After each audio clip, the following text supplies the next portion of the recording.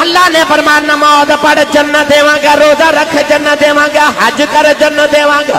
اللہ فرماتا ہے میرے کولوں ڈر جا، دو جنتاں دیواں۔ بادشاہ آپ نے فرمایا بادشاہ تو جنتی، اللہ فرماتا جڑا میرے کو ڈر جائے دو جنتا دیواں گا، تو ہے ہی جنتی۔ لو جی ڈھول بج گئے، شادیاں نے بج گئے کہ طلاق نہیں ہوئی۔ علماء نو بادشاہ نے بڑا نوازیا، بادشاہ نے خوشی وچ سارے بغداد دی دعوت کیتی، آکھیا زردے پلاؤ تے بریانی پکاؤ تے سارے بغداد دی دعوت کرو۔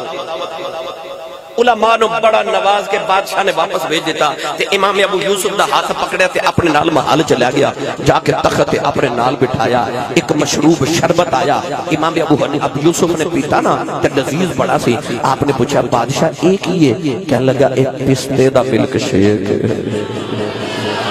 امام ابو یوسف رو پہ، پوچھا کیوں روئے؟ فرمایا پستے دا ملک شیک آج پینا سی؟ تے امام ابو حنیفہ نے کئی سال پہلے میری اماں نو دس دیتا سی کہ تیرا پتر تخت تے بیٹھ کے تے پستے دا ملک شیک بادشاہ دے تخت تے بیٹھ کے پیا کرے گا۔ جدو آپ نے گلہ پاتا ہوگی آپ ٹورے نا، توجہ، امام ابو یوسف ٹورے تے بادشاہ نے آپ دے نال پورا جلوس بھیجا تے زردے تے پلاؤ تے بریانی دیا دیگا نال بھیجیا تے سونے دے چاندی دے اونٹ لدے نال بھیجے۔